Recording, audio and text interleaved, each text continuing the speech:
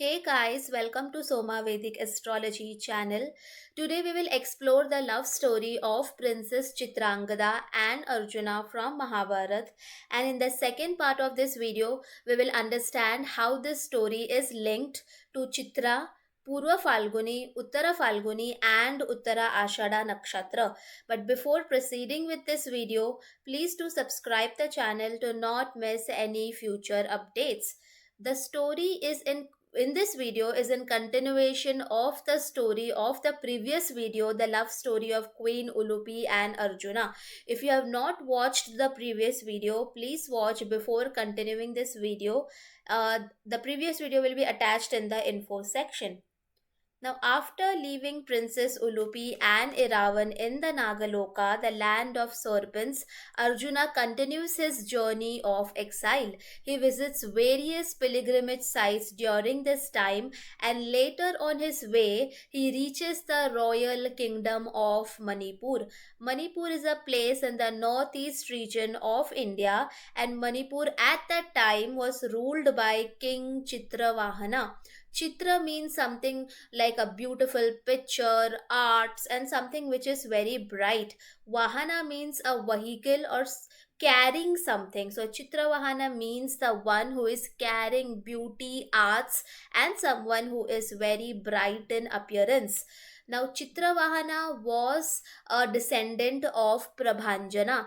Prabhanjana was his ancestor. Prabhanjana means hurricane, like a stormy wind. So Prabhanjana is linked to Vayudev, Lord Hanuman, and Swati Nakshatra. Now Prabhanjana, being King Chitravahana's descendant, had a tough past. He did not have a child for many years. Hence Prabhanjana had done severe penance and austerity to get a child, and this is how finally Lord Shiva granted him the boon that each descendant of his race will have only one child. This is how King Chitravahana was born and was the single heir to the throne of the royal kingdom of Manipur. But King Chitravahana did not beget any son. While he desired for a son to carry forward his lineage, he was bestowed with a daughter. And as per the boon granted to his race, there was going to be only one child, as you know, in each descendant. So this is it.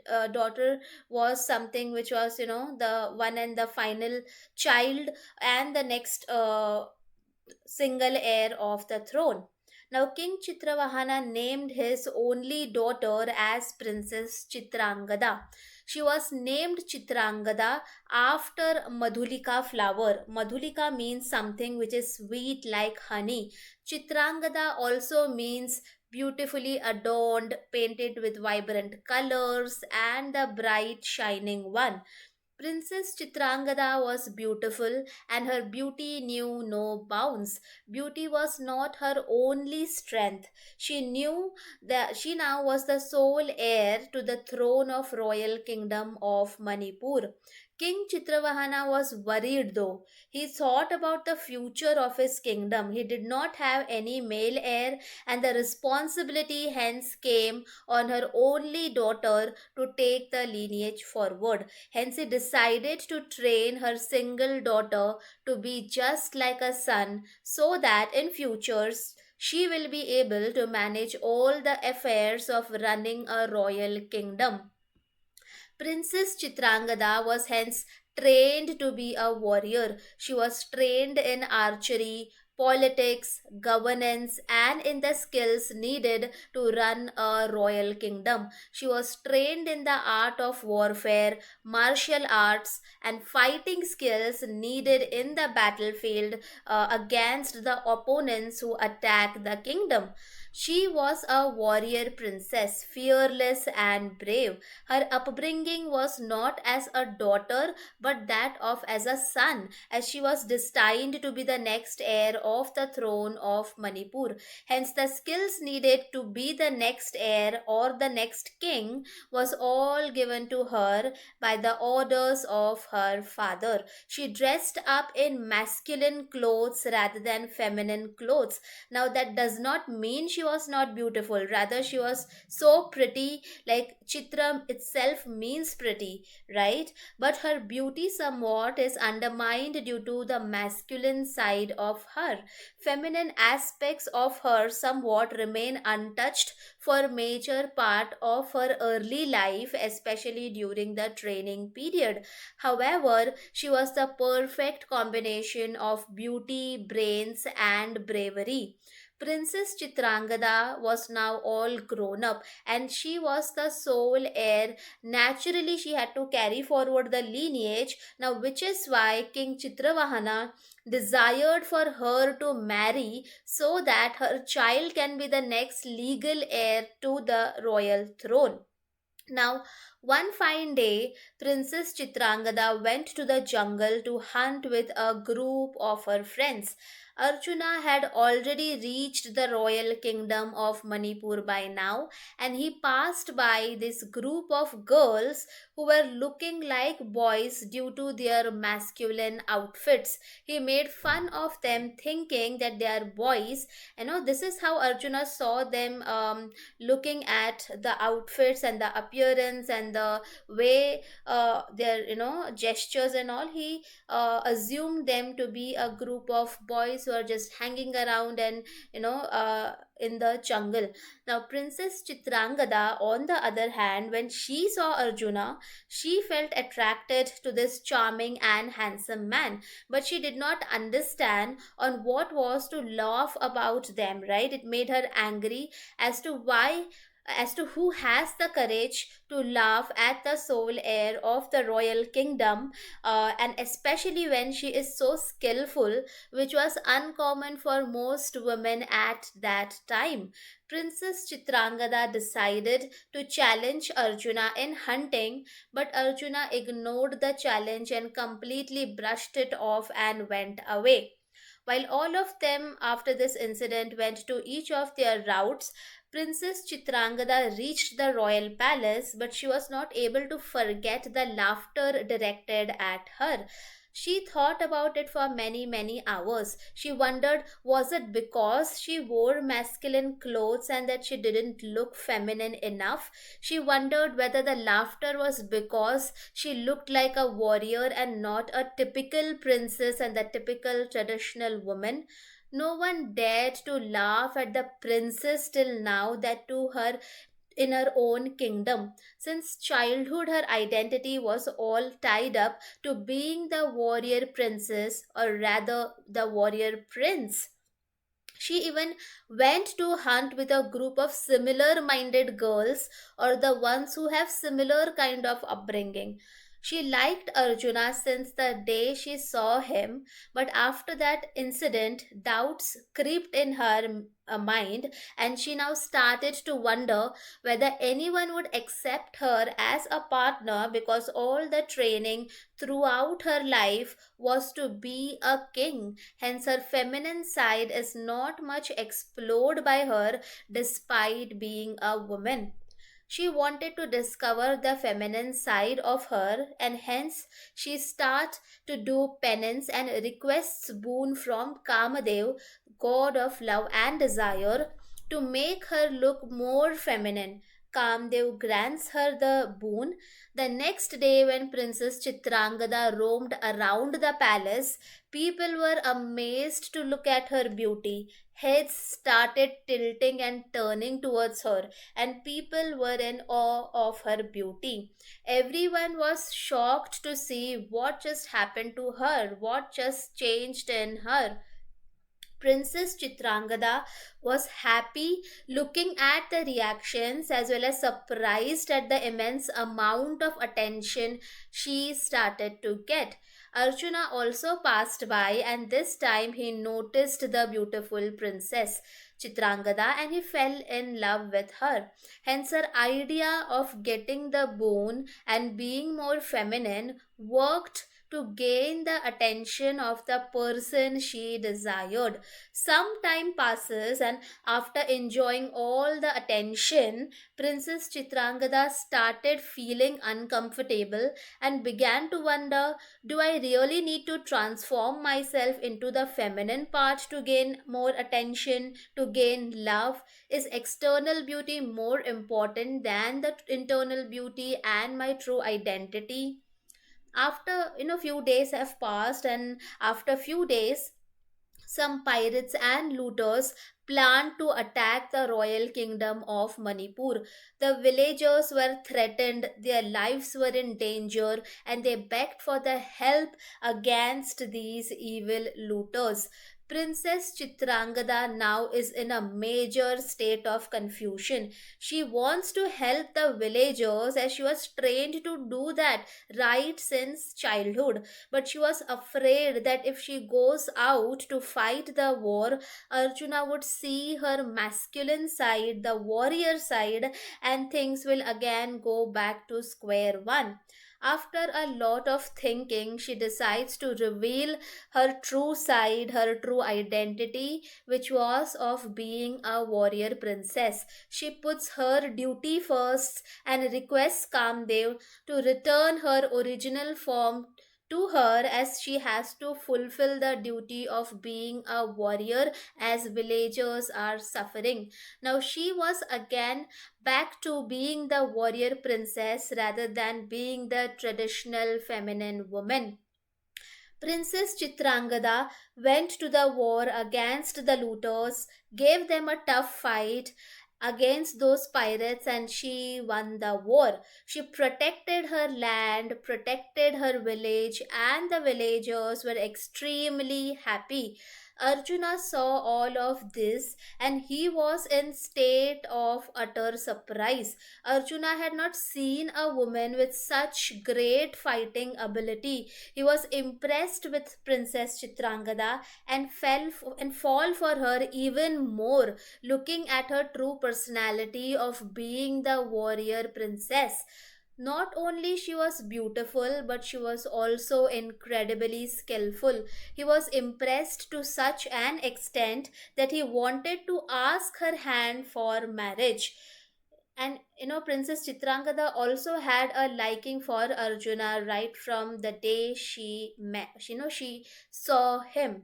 Now Arjuna now decides to formally ask her hand in marriage to her father. He reached the court of King Chitravahana to ask her hand in marriage.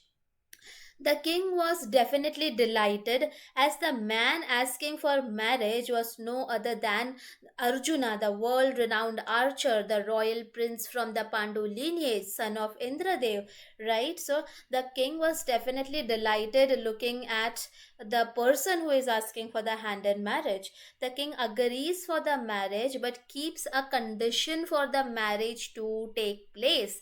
He says that marriage will only happen on a condition that you can give a child to this kingdom through Princess Chitrangada, who would be the next legal heir to the royal kingdom of Manipur, and that Arjuna cannot take Princess Chitrangada and the to be born future child out of the territory of Manipur. He cannot take them back to his palace in Indraprasth. They will live here in Manipur only. Arjuna accepts this condition, and they both get married, and Arjuna lives in Manipur for a while. They both later have a son named Babru Vahana. Babru means something which is brown and tawny in complexion.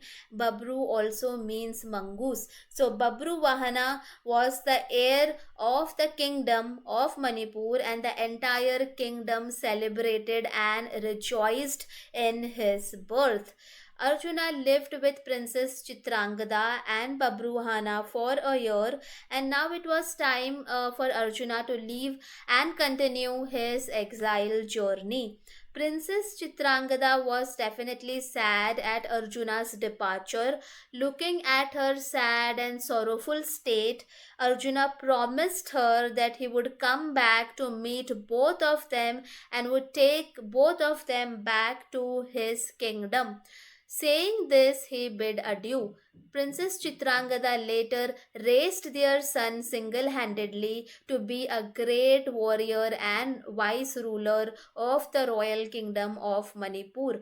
Babruvahana eventually became the king of Manipur. Now, this story does not end here. We will see the future story in subsequent videos, but let's understand the connection of this story to the Falguni's nakshatras, Chitra nakshatra and Uttara Ashadha nakshatra. Let us start with the themes of Purva Falguni nakshatra. Arjuna is also known as Falguna. Hence, Arjuna is linked to both Falguna nakshatras, Purva as well as Uttara. In the start of the story, we see Arjuna doing many spiritual getaways, practices, attempting to live a Vedic way of living in a jungle. Fifth house is related to initiations into spirituality, the Vedic ways of living and learning. This is how it is connected to fifth house, Leo, and Purva Falguni Nakshatra.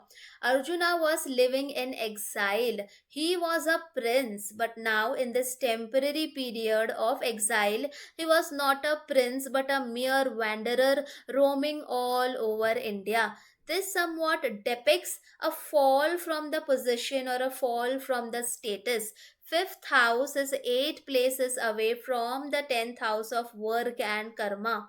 8 places away shows transformation. So, transformation or death of position, either promotion or demotion, is seen from the Purva Falguni Nakshatra, Leo zodiac sign, and fifth house in the natal chart.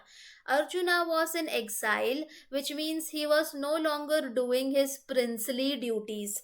Okay, see it as a time of retirement, leisure, because he's not doing his work which he's supposed to do because he's on exile. How is he going to do the princely duties, isn't it? So, symbol of Purva Falguni is also hammock, okay, which kind of represents a lazy, leisurely, recreational time kind of situations. Now we saw the short love story of Princess Ulupi and Arjuna in the previous video, and we saw love story of Princess Chitrangada and Arjuna in this video. Apart from this, he was also firstly married to Draupadi, and final marriage also happens to Subhadra, and then there is also an encounter with Urvashi, which we will see in some other video. But the point is the theme of having multiple romantic encounters, okay, some of it being short in length. Purva Falguni Nakshatra completely falls in Leo zodiac sign, hence, the themes of falling in love, short term relationships, multiple romantic encounters, courtship period, dating, the initial butterfly phase of relationships, all these are the themes of fifth house, Purva Falguni Nakshatra, and Leo zodiac sign. Both short term relationships gave him two sons, Iravan and Babruahana. Purva Falguni, Leo zodiac sign, and fifth house is hence also linked to one's progeny and children in the natal chart. Both Princess Ulupi and Princess Chitrangada gained sons. Okay, seventh house is the house of spouse, and fifth house is 11 places away from the seventh house. 11 places away shows gains and wish fulfillment. So, both princesses' wishes were fulfilled by getting sons or kids in general. Now, let us see themes of Uttara Falguni Nakshatra. Purva and Uttara Falguni is flattered with the beauty of Chitra Nakshatra person. The last three padas of Uttara Falguni lies in Virgo in the natural sixth house in the Kal Purush Kundali. Another major theme connected to Uttara Falguni, Virgo, and sixth house is generally agreeing to the terms and conditions in any legal contracts and agreements. If seventh lord of marriage is connected to Uttara Falguni, it could show conditional marriages, agreeing to terms and conditions before marriages, prenuptial agreements. Okay, as we saw in the story, King Chitravahana had a condition before the marriage took place. So this is in line with what we are seeing just right now. Now, if fourth lord of real estate is connected to Uttara Falguni, it could show rental agreements, house property agreements. If 10th lord of career is connected to Uttara Falguni, it could show events related to work agreements, offer letters, job contracts. If ninth lord, 12th lord of travel is connected to Uttara Falguni, it could show events related to immigration papers, passports, visa papers, etc. So another theme could be of not making fun of others, right? There is, we just saw, there is such a tremendous impact on a person, even of a silly joke or mockery made of a person, right? So this is something which we can also see from this story. Now, good side of Falguni Nakshatras is that they are having the ability to see inner beauty and accepting the partner for who they are, even if it might not be that socially accepted. Now, let us see themes of Chitra Nakshatra. Now, first major theme of Chitra Nakshatra is the location itself. Look at the location which is mentioned in the story, which is Manipur. Manipur is oval shaped, in how it is there geographically, surrounded by nine hills, due to which Manipur is also called as the city of jewels and gems. It is also known as the jewel of India. So, if you guys have seen the video that I posted in the Nakshatra symbol series, you know by now that symbol of Chitra is also bright, shiny jewels and gems. So, see how the location is also in line with the symbol of the Chitra Nakshatra. Manipur is renowned for vibrant classical dance forms and music. It is also a birthplace of the dance form called as Ras Leela, the dance form of Radha Krishan. Okay, again, the themes of dance, music, all of this is in line with the Chitra's themes of dance, music, and art. The location Manipur is full of greenery, nature. It is a natural beauty and is very picturesque and has beautiful landscapes, breathtaking locations where every frame looks worth capturing and treasuring in the form of memories. So the angle of natural beauty again here gets linked to Chitra Nakshatra, especially to the Libra side of Chitra Nakshatra. Manipur is also renowned for handicraft and handloom related work too. So, but this applies more to the Virgo side of Chitra Nakshatra. The next major theme we see from Chitra Nakshatra is related to beauty. Ascendant Lagna moon in Chitra is going to give natural beauty and charm to the person. They are the true ideal women or partners that many people seek for. Offers come to Chitra person for their beauty. Well, beauty is a social currency and has always been a currency. So, when one has it, is it wrong for them to use it for their own benefit? Now, first two padas of Chitra is in Virgo, where Venus, the planet of beauty, debilitates. And the next two padas lies in the Libra zodiac sign, where Venus has its mool trikona. What an irony, isn't it? The Virgo portion where Venus debilitates gives kind of an obsession to seek perfection in beauty and in arts. Affliction here can even lead a person to take extreme measures of doing surgical cosmetic procedures, lip jobs, all the the jobs of beauty, whichever it is, to achieve the ideal beauty, to achieve that ideal face.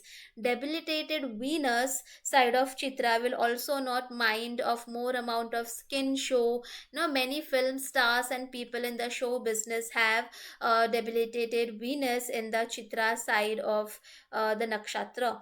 The Libra portion of Chitra, where Venus finds its Mool Trikona, is the true ideal beauty, because here the planet is not seeking for perfection, but it accepts one's beauty as it is. It accepts that however I am beautiful.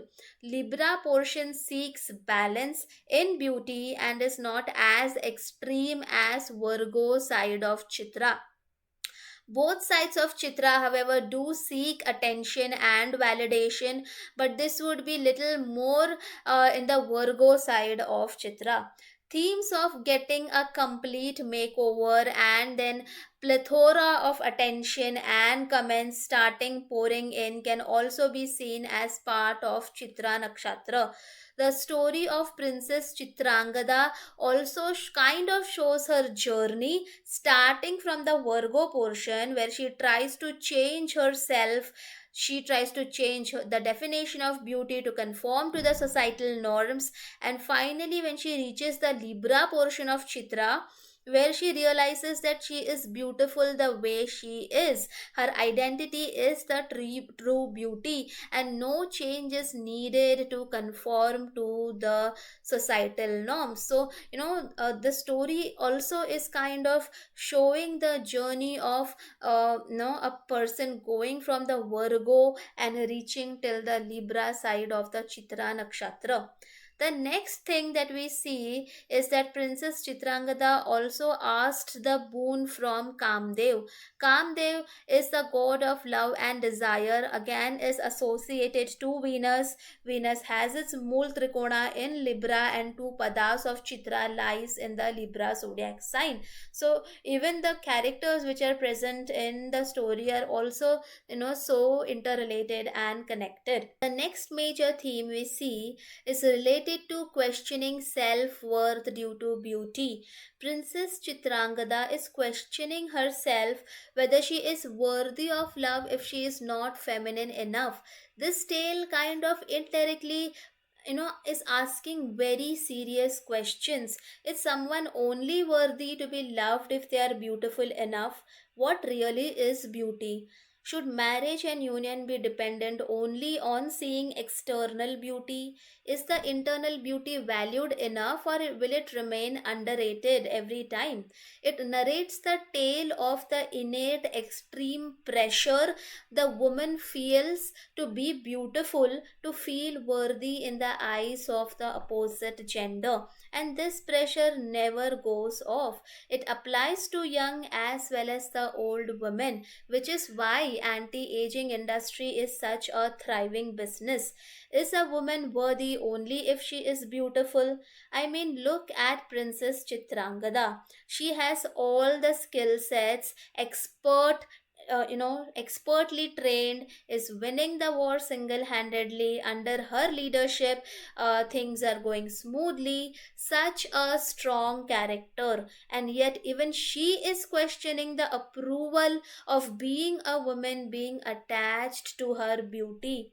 It is no wonder that every person in this world is attracted to beauty. Everyone seeks for beauty in their life, whether it be beauty for self or in the form of getting a beautiful partner, getting beautiful homes, beautiful cars, etc. etc.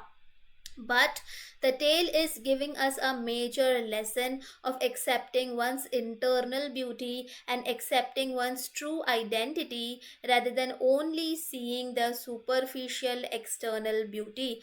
External beauty fades, but internal beauty always remains, for the true beauty is what is inside you. The next major theme we linked to Chitra is exploring the feminine aspect of self, irrespective of whether you are a male or a female. Every person has both masculine and feminine side to them. Chitra Nakshatra's last two padas fall in the side of Libra zodiac sign, the natural seventh house of Kalapurush Kundali, which shows one's spouse. Specifically in the Kalpurush chart, it shows one's wife, the better half, the female part, the female companion. The next theme we see is of balance. Libra is the sign of balance, and events happen in Chitra Nakshatra would be wherein things will be out of balance, and then you will have to take actions to bring the things in balance in life, specifically where the Chitra Nakshatra is falling in that house, in that lord, in that planet. Now, Princess Chitrangada kind of felt that the masculine side of her is overpowering her feminine side, and then she felt there is a need to balance both the required forces. The next major theme we see is related to the impact of clothing on social image. Okay, social image is something, again, how we are perceived in public is again which we see from seventh house Libra and the Libra side of the Chitra Nakshatra. Princess Chitrangada's change of clothing changed the perspective on how she was perceived in the society. So, how you present yourself is how you will be perceived, isn't it? How dressing beautifully and accessorizing can make people's head turn, how dressing beautifully instills an inner confidence in the person, how proper dressing attracts attention, and how clothes can be used to win the game, how clothes become an important part of one's identity. All these are the major, ideas which gets provoked when we listen to this story. The entire beauty, cosmetic, clothing, makeup, and feminine products related industry comes under the purview of Venus and Chitra Nakshatra. Afflictions to Chitra Nakshatra might also show themes of cross dressing.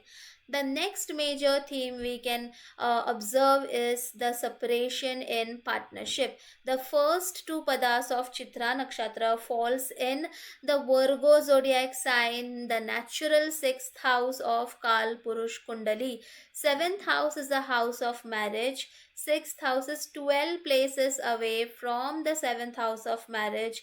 12 places away shows losses or living distantly in some foreign lands. So, afflicted seventh lord or afflicted Venus in Chitra in the Virgo side either might depict divorce or separation due to living in different country, different state, or different city, etc., etc.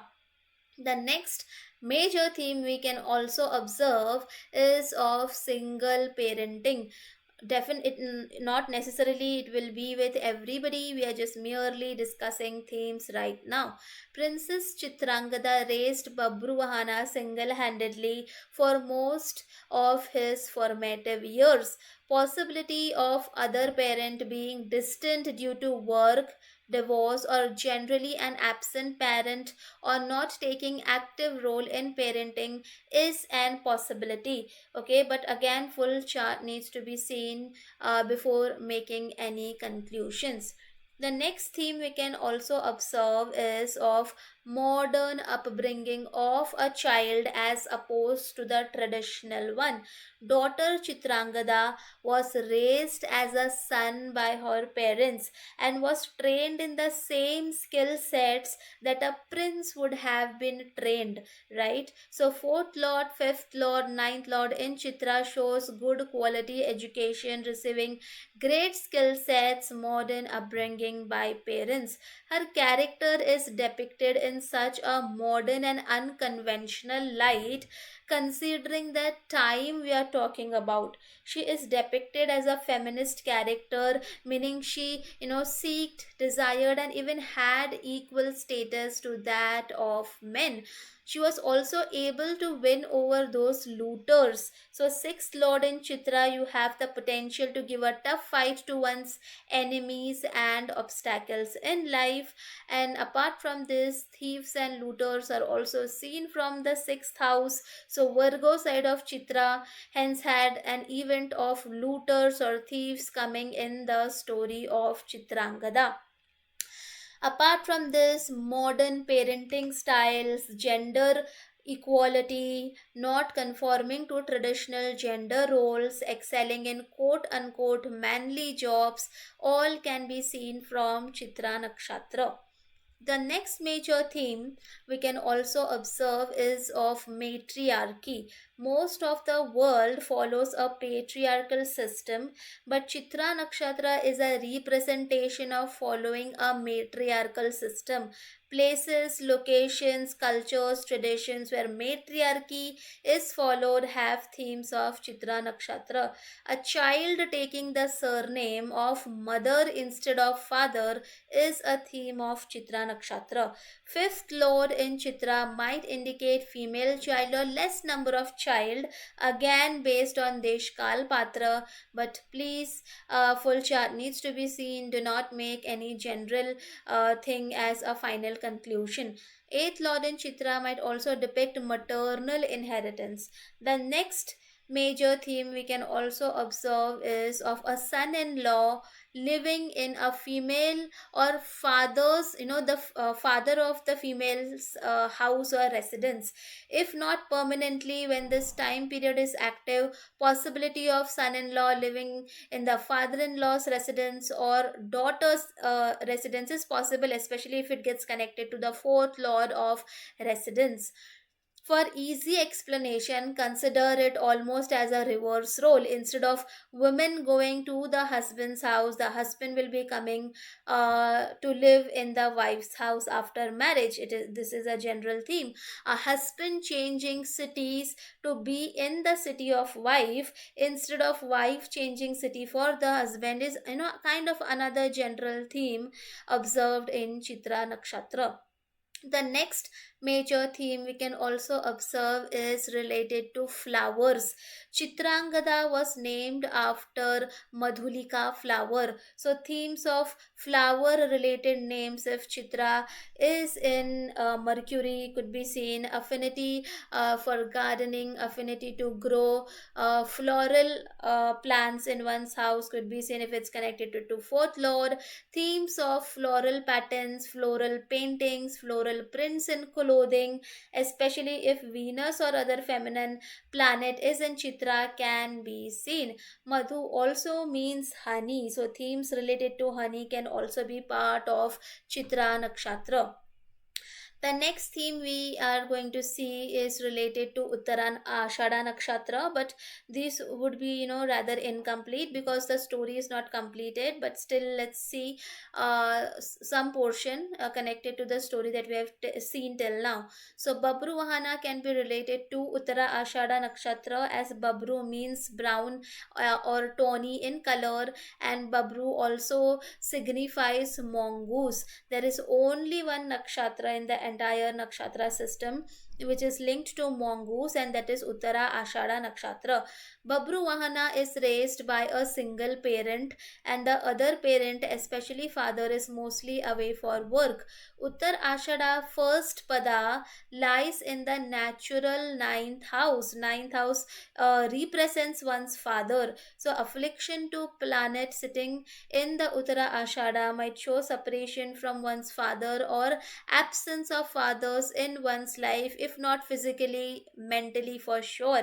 Uttara Ashadha is a star where one gets success via one's associations and contacts. Uttara Ashadha first pada also lies in Sagittarius zodiac sign, which is part of the ninth house of luck and fortune. Babru Vahana was destined to be the sole heir for a vast empire of the royal kingdom of Manipur since the day he was born. Uttara Ashada is a star of invincibility and star of being irreplaceable. Babru Vahana was irreplaceable since birth as per the condition of the boon given by Lord Shiva. There was only one child destined to be in every iteration, so he had no sibling rivalry theme, and the boon made him the sole beneficiary of the royal throne, and hence he was almost irreplaceable, at least by anyone from the family. How, the themes of invincibility and being irreplaceable is, there is a further story of why Babru Vahana is connected to Uttara Ashada, because you might also wonder that if this is the case of being irreplaceable, then King Chitravahana, Chitrangada were also the sole heirs, right? But no, there is a few further story which we will explore in the future videos, where we will understand why Babru Vahana is linked to Uttara Ashada, and the star of invincibility and that of being irreplaceable. Now, if you have any prominent planets in this star, please do mention if you experienced any of the themes in your life. I hope you guys like the video. It takes immense efforts to put out such videos. Please subscribe and support the channel. Thank you for watching and have a nice day.